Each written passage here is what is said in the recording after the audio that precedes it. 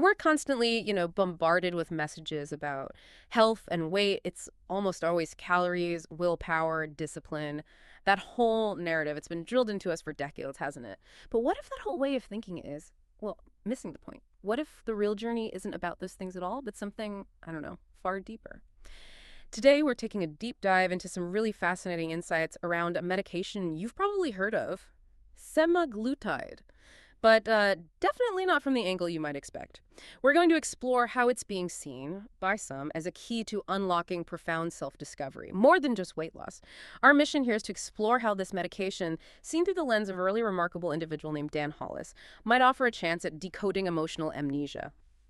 So get ready to challenge some assumptions. Okay, let's unpack this. Our journey starts with this figure, Dan Hollis. His approach is, well, it's definitely not mainstream. Our sources describe him vividly, saying he makes silence feel like a scalpel. That's quite an image, isn't it? He's not a doctor, not selling diets. He's really not interested in selling weight loss, not in the way we usually think about it. His work, as we've looked into it, centers on this idea of decoding emotional amnesia. That phrase alone is powerful. It suggests, that our relationship with food is tangled up in feelings and patterns we've forgotten about or maybe never really understood. Yeah, it's really interesting how he just cuts through the usual talk about weight. Most people and most advice focuses on food, right? Calories, carbs, maybe discipline or lack of it. We hear it all the time. Mm-hmm. But Dan Hollis, based on his work and what the sources show, he basically says they're all wrong. He argues it's not really about those surface things. It's about something else, something maybe uncomfortable, often psychological, that we tend to avoid. Yeah. And that leads us to his core insight, which is, I think, potentially transformative. He suggests semaglutide gives you silence. And it's that silence, he says, that gives you truth. So it's not about control in the typical sense, not about restriction. It's the opposite, actually. He calls it intentional surrender. You're sort of letting go of that constant mental noise about food, the cravings, the internal debates, allowing a quieter space inside. Intentional surrender. That phrase really sticks with you. It sounds paradoxical, especially for people who've spent, well, a lifetime trying to control everything around food. How does that actually work? What does surrender look like if you've always felt like you needed to be in charge of your eating? That's such a key question because it flips the script, doesn't it? It's not about just giving up. It's surrendering the fight. That constant back and forth. Should I eat that? How much? Oh, I shouldn't. Semaglutide works biologically. It's a GLP-1 agonist. It mimics a gut hormone. This tells your brain you're full, slows digestion, and even affects the reward centers linked to food. So the silence Dan talks about. It starts physiologically. The drug quiets down those internal food signals, and that creates the mental space for this intentional surrender. The medication kind of sets a new baseline where the struggle just isn't shouting anymore. And what he found happens next is, well, it's really surprising. Most people don't relapse back into just being physically hungry. They relapse, he says, into confusion. Confusion. Wow, not hunger, but confusion. That really hits differently, doesn't it? You totally expect the physical urge to be the main hurdle, but being thrown off by the lack of noise, that really highlights this emotional amnesia idea. It suggests the noise itself was, I don't know, covering something up. Exactly. It leads to this really powerful reframing, kind of the headline we've missed in all the noise about weight loss drugs. Instead of lose weight fast, the real story, the deeper insight here is, what if you weren't broken, just confused? It shifts everything. It's not about buying your way out of shame or finding a quick fix.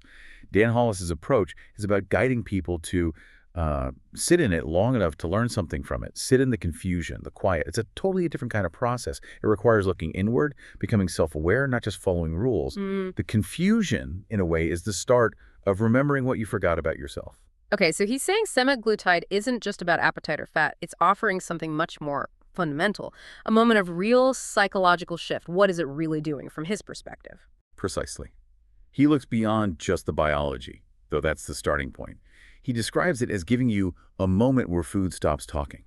Think about that. He says, and for some people, that's the first honest moment they've had in 20 years. 20 years of that constant inner chatter, cravings, food thoughts, using food to cope with everything, and then silence.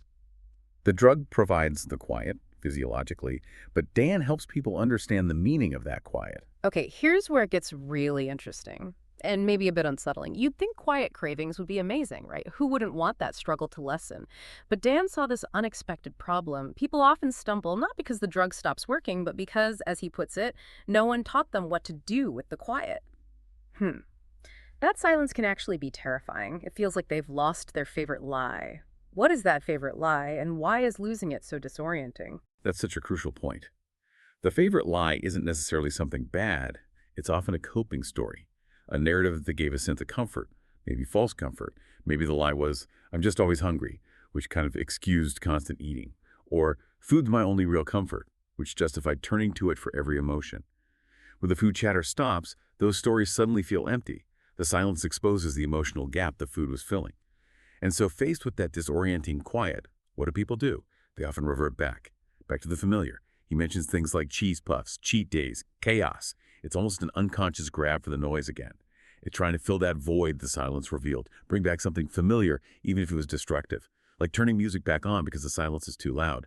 And this specific, often unsettling experience is what the sources call the quiet window. It's that specific space where the usual cravings just aren't there. And for a lot of people, that absence, that lack of the familiar fight, is actually more disturbing than the hunger itself, because it forces them to confront what they've been avoiding, that emotional amnesia. Let's make this more concrete. The sources tell us about Kate. She's 46, mother of 3, 2 months into using semaglutide. And on the surface, things look good. The scale was moving down. Yeah, Kay was down 7 pounds, minimal side effects, blood sugar improving, doctors happy, standard success story, right? But she felt, in her words, like a ghost in her own kitchen. The real shock for her wasn't the weight loss. It was, as she put it, the craving that didn't show up. This was totally new for her and deeply unsettling. It revealed this gap, this emotional amnesia she hadn't recognized. And when you hear about her history with food, it clicks. She knew the rhythm of hunger like other people know hymns. Food was the answer to everything. We all do this to some extent, right? But for her, it was intense. Afternoon slump, chips, loneliness, bread, joy, cake. Because, you have to sweeten joy or maybe it won't last. Food was her constant companion, her emotional default setting. Right. So picture this moment she described to Dan Hollis. She said, I walked past the pantry, and for the first time in 20 years, nothing reached back. Wow. That's powerful imagery, that expectation of the familiar pull, the pantry calling to her, and then just silence. Dan recognized it instantly. He told her, that's the quiet window. That's the moment the food stops being the answer, the comfort, the distraction. It's gone. And the real questions, the ones buried for years, start to surface. The amnesia starts lifting. And the emotional fallout for Kate was huge and totally unexpected. The sources call it the grief of losing the thing that numbed you. Even though that thing, food in this case, was causing problems, losing it left this deep, weird void. It's more than just missing chips, isn't it? Oh, absolutely. It's a real grief. She wasn't just missing the taste. She was grieving the loss of the signal, the familiar rhythm, the story she told herself. At least I know how to cope, or at least I can feel full. Food, with all its issues, had been reliable, predictable. Without it, she told her husband she felt strange, like the house was too quiet. Her brain felt like a library after hours. And she said, everything feels like truth now. The numbing was gone. And the raw, unvarnished truth of her feelings, what she'd been avoiding, was suddenly right there. That's decoding the amnesia. The noise stops. The truth emerges. And this, the sources say, this is exactly where Dan Hollis's real work begins. It's not about the scale or the lab tests improving. It's that moment. It's when the human sitting across from him begins to hear the echoes of all the years they used food to muffle the deeper questions. That's the point of reckoning. And those deeper questions that come up in the quiet, they are absolutely vital for actually figuring things out. Questions like, what am I hungry for when I'm not hungry? That's a big one. Or, who am I without the chase? Without the constant focus on food? What's left when the noise goes? These are the questions the food noise ground out. Now, with the amnesia lifting, they demand answers. They're not really about food anymore. They're about identity, purpose, real emotional needs. Dan helps people see the food hunger was often standing in for these deeper hungers. Okay, so if the silence is jarring and people are hit with these huge questions, what's the solution Dan offers? He's not doing pep talks. He offers scaffolding, which is such a great metaphor, something that supports building, not the building itself. Exactly that. This scaffolding isn't more rules. It's about building an internal support system because the old food-based one is gone. This scaffolding includes framework, identity, ritual, language. Let's maybe unpack those a bit. Okay, so framework. That might mean setting clear boundaries around eating, but out of self-respect, not restriction. Like, okay, I eat meals at these times and I check in before grabbing a snack. It gives structure when hunger cues are different. Then identity. This is actively asking, okay, who am I becoming now? What kind of person emerges in this quiet? It's about building a vision of yourself not defined by food battles. Ritual is about swapping old eating habits for new intentional self-care. Afternoon slump meant chips.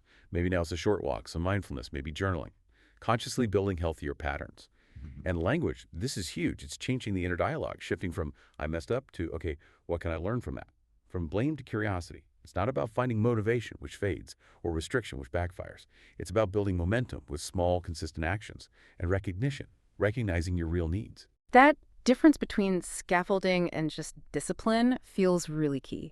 Discipline often feels like pushing against something. Scaffolding sounds like building something within you that holds you up naturally. Hmm. It's about rewriting the story people were too full to finish, right? Giving them the space and the tools for a new narrative. And the sources stress this inner architecture can't just be bought or branded. It's personal, deep work. Mm-hmm. And if you look back at Kate, her progress shows this perfectly. There wasn't one big aha moment. It was these small, meaningful shifts, almost invisible from the outside. Like one Wednesday, she didn't eat through her sadness. She just felt it, maybe wrote about it. A Thursday, she consciously chose tea and a book instead of autopilot, reaching for more wine. And a Sunday walk, not for calories, but because it felt like a conversation with her future self, connecting with who she's becoming. She's in the quiet, listening. That's the real work, Dan says. That's the real protocol. Gently engaging with the truth in that quiet window, building that inner structure. Which leads to a really important life lesson here, beyond just semaglutide. What happens when old patterns inevitably creep back in? Because setbacks happen, right? What does Dan teach about failing gracefully? He totally reframes failure, which is so liberating, I think. He teaches that a slip-up, going back to an old habit, it's not the end. It's a message, a moment of feedback. It's not proof you're weak or doomed. It's just a data point, information, not a shame story. He encourages shifting from judgment to curiosity. Like a scientist, if an experiment goes wrong, you don't blame yourself. You analyze the data, tweak things, try again. That's the attitude. That is so crucial, because the default is often beating ourselves up, seeing it as total failure. But Dan says relapse isn't betrayal. It's just the brain asking for the old familiar rhythm, that comfort zone calling out. And if you just ignore that or pile on the blame, you don't just fail, you fracture. You damage your own trust, making it harder to actually learn and grow. So how should we respond when the brain asks for that old rhythm? Yeah, he really emphasizes that ignoring it or getting harsh is a huge missed opportunity. Instead of blame, the idea is to pause, acknowledge it. There's that old pattern, and then choose a new response, a better tool. He makes this critical point. Most people aren't failing semaglutide. They're failing to prepare for what comes after it. They haven't built the scaffolding for the silence, haven't decoded the amnesia. It's not the drug failing them, it's the lack of preparation for the deep internal changes and the void it can reveal. The real failure isn't the slip, it's failing to learn and build better tools from it. So the big takeaway for all of us, really, whether using medication or just navigating life, is when you stumble, try reaching for a better tool instead of reaching for blame. It's about self-compassion, learning, rebuilding, and that powerful reminder from Dan. The shame isn't in failing. The shame is in pretending you were supposed to be perfect. Mm-mm. Accepting we're human and using everything as a chance to understand ourselves better. So what does this all boil down to for you listening right now? This deep dive points to a really fundamental shift.